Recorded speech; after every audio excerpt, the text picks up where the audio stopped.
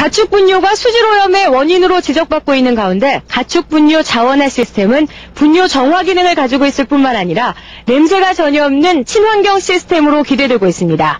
또한 부산물은 비료로 활용할 수 있어 농가 생산 활동에 도움을 줄 수 있다는 장점을 가지고 있습니다. 국내 기술로 자체 개발한 공정 과정을 살펴보면 축산 농가에서 수거한 돼지 분뇨에 4가지 종류의 미생물을 첨가하고 폐완결을 혼합해 발효를 합니다. 5일간의 발효 과정을 거친 돼지 분뇨는 액체와 고체로 분리되고 실외의 숙성장에서 20일간의 숙성 과정을 거쳐 비료로 탄생됩니다. 이때 발효 과정에서 사용하는 미생물은 돼지 분뇨의 속성 발효를 돕고 왕견은 270도 이상의 고온에서 순간 압축을 해 첨가하면 수분을 조절해 미생물이 생활하는 데 유리한 생식 조건을 만들어줍니다. 최초 분량의 3분의 2로 압축된 돼지 분뇨는 포장 처리 기계를 통해 액체와 고체 비료로 분리돼 규격 봉투에 담깁니다.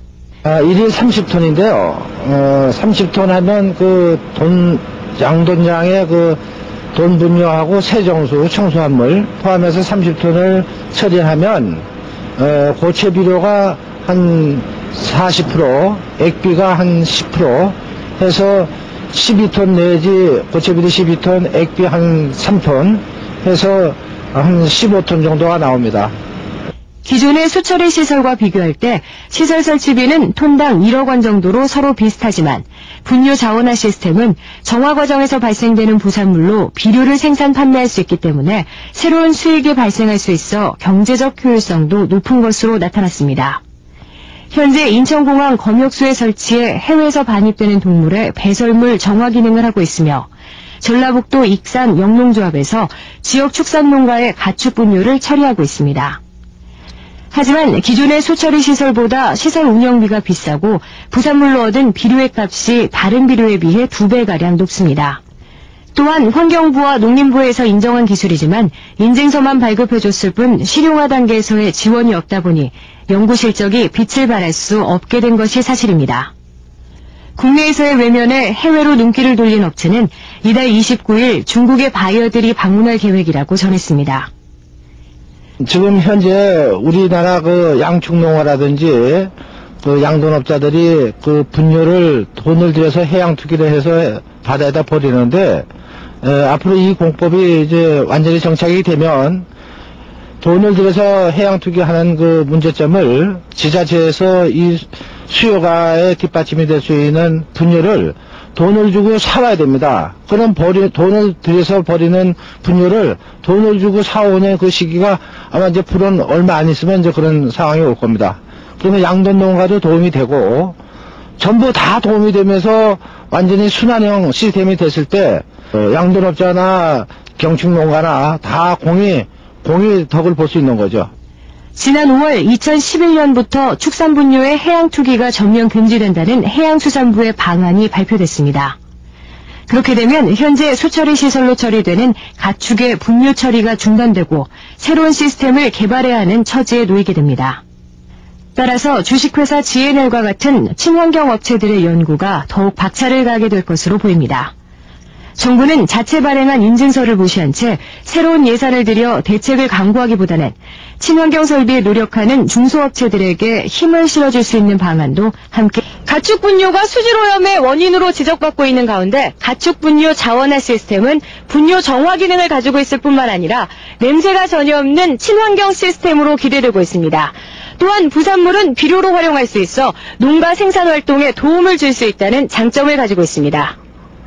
국내 기술로 자체 개발한 공정 과정을 살펴보면 축산 농가에서 수거한 돼지 분뇨에 4가지 종류의 미생물을 첨가하고 폐완결을 혼합해 발효를 합니다. 5일간의 발효 과정을 거친 돼지 분뇨는 액체와 고체로 분리되고 실외의 숙성장에서 20일간의 숙성 과정을 거쳐 비료로 탄생됩니다.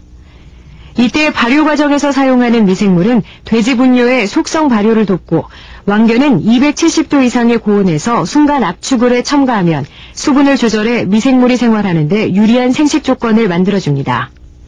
최초 분량의 3분의 2로 압축된 돼지 분뇨는 포장 처리 기계를 통해 액체와 고체 비료로 분리돼 규격 봉투에 담깁니다. 1일 30톤인데요. 30톤 하면 양돈장에 돈 분뇨하고 세정수, 청소한물 포함해서 30톤을 처리하면 고체 비료가 한 40%, 액비가 한 10% 해서 12톤 내지 고체 비료 12톤, 액비 한 3톤 해서 한 15톤 정도가 나옵니다.